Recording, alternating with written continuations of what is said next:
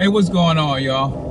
So I'm at Kinko's waiting to get to the computer. I had to edit a document that I need to print, but that's good because I had time to make this video. While printing, oh, let me show you. So we're having a positive rap contest tomorrow, a youth positive rap contest, and second place. Same thing for first place, except it says first place.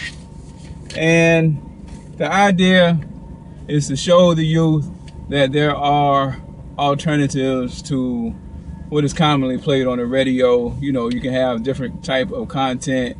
There are other youth who are interested in that, so much so that they will write their own and will perform it. And other people care so much about it that they will reward them. It's $100 for the top prize, $75. Well, it's $100 for the first place winner in high school, $75 for the first place winner in middle school, and $50 for the first place winner in elementary school. But what I wanted to talk about was related to the speech I will be giving tomorrow to the youth.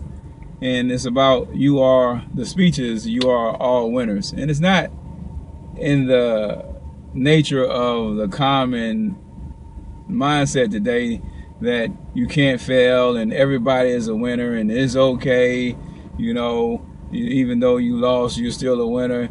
Not that so much. What it's more about is the reason that I'm telling them they all are winners is for basically for three reasons. One is because they have belief in themselves that they could produce something that is worthy of entering into a contest. You know, they believe that they can do it, and I'll go into further depth with that. But two is that they took action, they got involved, you know, they did what it took to be a part of the contest beyond their belief. You know, they took some action. And three, I think she's finished with the computer.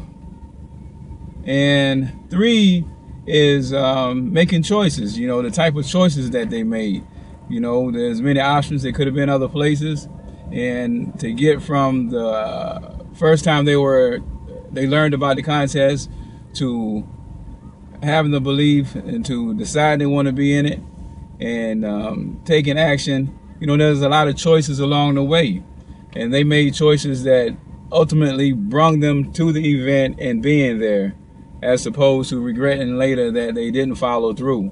You know, they probably had invitations to go do this, that, and the other by their peers, and they prioritized based on what was important to them, and they took action in a way that brought them to the contest. Now, that may not, oh, I'm sorry, I didn't even know I had the radio still turned up a little bit. Now, that may not seem related, or it may seem related to something, but it doesn't matter. I'm going to tie it in together here. And so the underlying idea behind all of that, though, is that you have to have some type of goal, you know, and what I want to encourage you is to have a goal, man. You got to have a goal. You got to set some goals. And the reason that you need to set some goals is so that there's something you're working toward.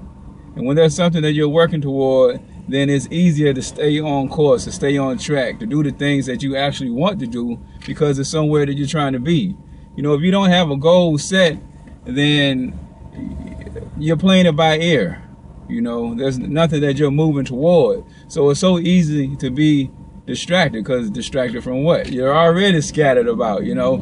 So you may end up saying yes to things that if you were to step back and actually look at yourself, then you would say, well, I don't know why I did that.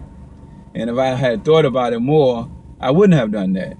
And, you know, we look back oftentimes and we say how much time we wasted being involved in this situation, or how painful it is to have gone through this experience or circumstance. And a lot of times it's just because we haven't been proactive to create a roadmap to actually follow. We just winging it.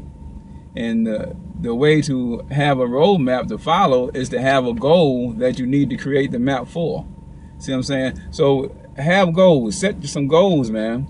And that's, you know, it could be to get your own truck. It could be to make it a successful career. It could be to retiring early. You know, you set a goal for yourself, and then you sit back and you think about, now, what things do I need to do? What do I need to put in place? What should be my daily habits? What should be my activities to bring me closer to that goal? What will help me to make that vision I have a reality? So that's why you need to set some goals. You know, I remember Zig Ziglar once saying, you can't hit a target that you don't have. You know, so set your goals, y'all. Set your goals and work toward them, whatever that is. You know, best of luck. Thanks for watching. Talk to you later.